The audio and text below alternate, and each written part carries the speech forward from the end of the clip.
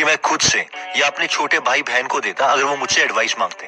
हो सकता है अभी आप कुछ भी कर रहे हो, normal high school studies, graduation या इंजीनियरिंग एक्सेट्रा, लेकिन अगर आप उस काम के साथ ये एडवाइस फॉलो करोगे तो आई जेन्युइनली बिलीव कि ये एडवाइस आपके लिए बहुत वैल्यूएबल रहेंगी। तो सबसे पहली एडवाइस कहती है, think big but be ready to start small. Actually हमारी कुछ पुश्तैनी जमीन थी जो मेरे घर वाले मैनेज नहीं कर पा रहे थे कुछ टाइम इश्यूज की वजह से, जिसके लिए उन्होंने मुझसे कहा कि जा तू इसकी तकसीम यानी डिवीजन करवा ले या फिर इसे सेल कर दे।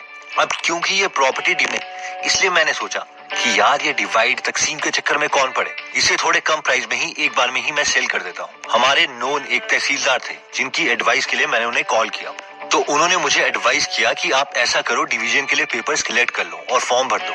6 से 8 महीने में प्रॉपर्टी डिवाइड हो जाएगी, उसके बाद थोड़ा थोड़ा करके इसे सेल करते रहना, क्योंकि एक साथ सेल करना आपके लिए मुश्किल रहेगा क्योंकि आपकी लैंड काफी ज्यादा है। तो मेरे घर वालों ने मुझसे पूछा कि उन तहसीलदार ने मुझसे क्या कहा, तो मैंने उन्हें उन तहसीलदार की एडवाइस बता दी। तो घर वालों ने कहा हाँ तो ठीक है ना, पहले से डिवाइड कर लेते हैं। और मुझे उस वक्त ये आइडिया इतना बेकार लगा कि मुझे लगा कि 6 से 8 महीने ये तो बहुत ज्यादा टाइम है।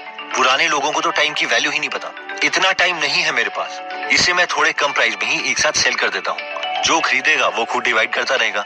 अब हुआ ये कि गोल तो मेरा बड़ा था लेकिन एग्जीक्यूट नहीं हुआ और 2 साल तक मैं एक अकेला बायर ढूंढता रहा जो प्रॉपर्टी को एक साथ खरीद ले, लेकिन कभी डील हुई ही नहीं। और इतने सालों के बाद सोल्यूशन यही निकला कि प्रॉपर्टी को पहले डिवाइड ही करना पड़ेगा। और इस तरह के केसेस मेरे साथ बहुत हुए हैं, कभी जॉब के लिए, कभी किसी और चीज के लिए। इसलिए मुझे अपने एक्सपीरियंसेस के बाद ऐसा लगता है कि गोल तो बड़ा रखो, बहुत बड़ा, लेकिन छोटी एग्जीक्यूशंस के लिए तैयार रहो। नेक्स्ट एडवाइस कहती है, hit long term targets every day. ये पॉइंट कहता है कि हर रोज हमारे पास एक लिमिटेड एनर्जी है, इसलिए हमें उन्हें मोस्ट इंपॉर्टेंट कामों पर ही टारगेट करना चाहिए। फॉर एग्जाम्पल, अगर हम एक स्टूडेंट हैं और हम एक लॉन्ग रन में देखें तो खुद का खाना कुक करने के बजाय यही प्रेफर करें कि किसी हेल्पर की हेल्प ले ली जाए या टिफिन सर्विस ऑप्ट कर ली जाए। कुकिंग करने के बजाय उस टाइम को हम अपने मेन गोल की तरफ ओरिएंट कर पाएंगे, क्योंकि अगर हम देखें तो 10 साल के बाद हमारी लाइफ में ये बड़ा इम्पैक्ट नहीं क्रिएट करेगा कि हमने कितने बर्तन धोए या कितनी कुकिंग करी, लेकिन ये जरूर इम्पैक्ट करेगा कि अगर हम उस टाइम को यूटिलाइज करके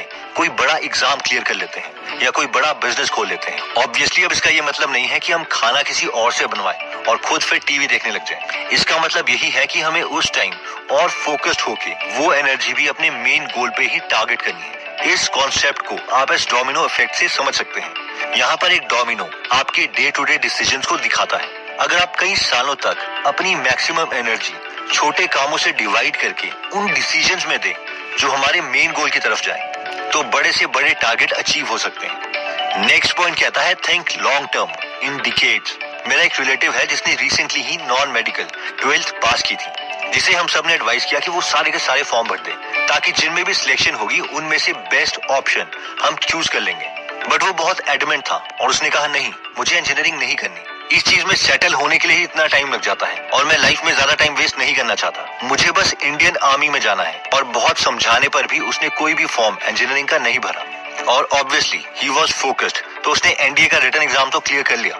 एसएसबी की कॉल भी आई लेकिन दोनों बार कॉन्फ्रेंस आउट हो गया। इन शॉर्ट एनडीए में सिलेक्शन तो हुई नहीं और फाइनली दोबारा से इंजीनियरिंग का ही फॉर्म भरना पड़ा और वीआईटी वेलोर में एडमिशन ले ली। तो सबक ये है कि कुछ बड़ा हासिल करने के लिए हमें लंबे टाइम तक सोचना ही पड़ेगा। एटलीस्ट डिकेड्स में सोचो कि इस गोल के लिए हमें 10 से 12 साल तो लग ही जाएंगे। 1-2 साल में बहुत बड़ा अचीव नहीं हो सकता। वो टोनी रॉबिन्स भी कहते हैं ना कि most people over estimate what they can do in a year and they underestimate what they can do in 2 or 3 decades। यानी लोग सोचते हैं कि वो बहुत ज्यादा अचीव कर लेंगे 1 या 2 साल में, जितना कि वो अचीव नहीं कर पाते, लेकिन 10 से 20 सालों में जो वो अचीव कर सकते हैं उसे हम अंडर एस्टिमेट कर देते हैं। इसलिए बेटर है कि हम लॉन्ग टर्म सोचें। ओके, सो नेक्स्ट पॉइंट कहता है कि इन्वेस्ट इन योरसेल्फ। जब मैं ग्रेजुएशन कर रहा था तो मैंने कुछ बुक्स ऑर्डर की थी जिसका बिल 3-3.5 हजार रुपए था। अब ऑब्वियसली ये मेरे लिए भी ज्यादा थे, तो ये बिल देख के हमारे कॉलेज के एम्प्लॉय ने मुझसे कहा, इतनी महंगी बुक्स, इतना पैसा वेस्ट करने की क्या जरूरत थी। तो मैंने उससे कहा कि इतने रुपए में तो कई लोग रोज दारू की बोतल ही पी जाते हैं। और फिर वो सोचने लगा और फिर बोला, हाँ आप ठीक बोल रहे हो, कई लोग तो इससे बहुत ज्यादा 1 महीने में शराब में ही इतने पैसे वेस्ट कर देते हैं। कई बार मुझे ऐसा लगता है कि जो मैं इतने के कोर्सेज कर रहा हूँ या बुक्स में पैसे इन्वेस्ट कर रहा हूँ वो बहुत ज्यादा है, पर मैंने देखा है कि जब मैं इन सब बुक्स या कोर्सेज को इस तरीके से कंपेयर करता हूँ कि यार ये तो एक शू के प्राइस से भी कम है या ड्रेस के प्राइस से कम है या एक रेस्टोरेंट की मील के प्राइस से भी कम है, तो मैं बेटर डिसीजन ले पाता हूँ। और ऑब्वियसली इस इंफॉर्मेशन से हमें कटिंग एज तो मिलती ही है। नेक्स्ट पॉइंट कहता है think out of the box. इस पॉइंट का मतलब है कि कई बार हम किसी स्किल में इतने खो जाते हैं कि हम यही भूल जाते हैं कि क्या इस पर्टिकुलर चीज को करने से उतना फायदा हमें होगा भी जितना कि हमें चाहिए या नहीं। फॉर एग्जाम्पल, जब मैंने फर्स्ट टाइम गेट एग्जाम के लिए प्रिपेयर कर रहा था तो मैंने इलेक्ट्रिकल मशीन सब्जेक्ट में इतना टाइम दे दिया जितने नंबर ऑफ क्वेश्चन उससे आने भी नहीं थे। क्यों? क्योंकि मुझे सब्जेक्ट पसंद था, जिसकी वजह से ऑब्वियसली ऑल इंडिया रैंक मेरा सफर किया। लेकिन जब इस एग्जाम को दोबारा ये सोच के दिया कि इस सब्जेक्ट से आधी मेहनत से मैं एक दो छोटे सब्जेक्ट को अच्छी तरीके से प्रिपेयर कर सकता हूँ, तो ऑब्वियसली स्कोर बहुत ज्यादा इंप्रूव हुआ। इन शॉर्ट, ये इनडायरेक्टली 80-20 प्रिंसिपल ही है जो कहता है कि हमें 80% रिजल्ट 20% चीजों से मिलते हैं और हमें उन 20% को ढूंढ के उसके पीछे एग्रेसिवली काम करना है।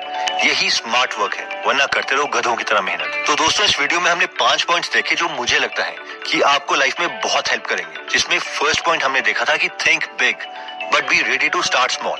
इस पॉइंट में हमने देखा था कि yes, goal should always be big but actions can be really small. So छोटे एक्शंस लेने का मतलब ये नहीं है कि हम बड़ा नहीं सोच रहे। स्टीव जॉब्स ने एप्पल की कंपनी एक गराज में स्टार्ट की थी। दुनिया के सबसे अमीर इंसान जेफ बेजोस ने भी एक गराज से ही अमेज़न स्टार्ट की थी। हमारे एपीजे अब्दुल कलाम सर की बिगिनिंग्स भी बहुत हम्बल थी। So think big but be ready to take small steps. Next point में हमने देखा था कि hit long term targets every day. इस पॉइंट में हमने देखा था कि क्योंकि एज अ ह्यूमन हमारे पास लिमिटेड एनर्जी है पर डे, और इसलिए अगर हमारे कोई बिग गोल्स हैं, इसलिए हमें कोशिश करनी चाहिए कि हमारी एनर्जी उन छोटे स्टेप्स में यूज हो जो उन बड़े टारगेट्स को अचीव करने में हमारी मदद करें, जिसमें हमने डोमिनो इफेक्ट की वीडियो भी देखी थी। नेक्स्ट पॉइंट में हमने देखा था कि think long term in decades. इस पॉइंट में हमने देखा था कि हमें अपने मेजर गोल्स के लिए बहुत लॉन्ग टर्म विजन रखनी चाहिए, कम से कम 1 डिकेड यानी 10 साल, क्योंकि बड़े गोल्स अचीव करने के लिए ज्यादा एनर्जी, टाइम और परसिस्टेंस चाहिए। अगर हम कम टाइम स्पैन माइंड में रख के काम करेंगे तो 1-2 साल के बाद हम फ्रस्ट्रेट होने लगेंगे और इवेंचुअली गोल को ही छोड़ देंगे। नेक्स्ट पॉइंट में हमने देखा था कि इन्वेस्ट इन योरसेल्फ, जिसमें हमने देखा था कि जब भी हम अपने ऊपर पैसे इन्वेस्ट कर रहे हैं, चाहे वो जिम मेंबरशिप हो, एजुकेशन हो या कोई बुक हो, और हमें लगे यार ये तो कॉस्टली है, तो ये थिंकिंग मॉडल मुझे लगता है कि हमेशा इस डिसीजन मेकिंग में काम आता है, जो कि है यार इतने पैसों में तो मेरा एक शू ही आएगा जो 6 महीने के बाद दोबारा से फट जाएगा। इससे बेटर है कि मैं खुद की नॉलेज में इन्वेस्ट करूं। नेक्स्ट पॉइंट में हमने देखा था कि think out of the box. In short, मेरे ओपिनियन में जब हम किसी चीज में बहुत मेहनत कर रहे होते हैं तो हम उस टास्क की डिटेल्स में इतना खो जाते हैं कि यही भूल जाते हैं कि हम जो कर रहे हैं उससे हमें फायदा उतना मिलेगा भी या नहीं। फॉर एग्जाम्पल, अगर कोई इंजीनियरिंग करने जाता है और अच्छे से इंजीनियरिंग कर लेता है तो मैक्सिमम स्टूडेंट को ये लगता है कि बस अब हमें जॉब ही चाहिए। बल्कि अगर हम इंजीनियरिंग करते हुए कुछ बिजनेस बुक साथ में पढ़ लें तो हम बाकी स्टूडेंट्स के कंपैरेटिवली कुछ अलग सोच रहे होंगे जब टीचर हमें पढ़ा रहा होगा। हर एक नई स्किल को जब हम सीखेंगे तो हम साथ में ये सोच रहे होंगे कि क्या मैं इसे एक प्रोडक्ट में कन्वर्ट कर सकता हूँ, या क्या इससे मैं कुछ एक नया बिजनेस स्टार्ट कर सकता हूँ, एक्सेट्रा। यानी out of the box thinking is required. दोस्तों, अगर आप भी नॉलेज के ऊपर इन्वेस्ट करना चाहते हैं, बेस्ट ऑथर्स जिन्होंने लाइफ में कुछ अचीव किया है और उस पूरे लाइफ एक्सपीरियंसेस को बुक्स की फॉर्म में लिखा है, तो मैं आपको रेकमेंड करूंगा कि आप बेस्ट बुक्स पढ़ें, जैसे कि स्टीव जॉब्स की बायोग्राफी, बिल गेट्स की बायोग्राफी, इलॉन मस्क की बायोग्राफी, स्वामी विवेकानंद की बायोग्राफी, एक्सेट्रा।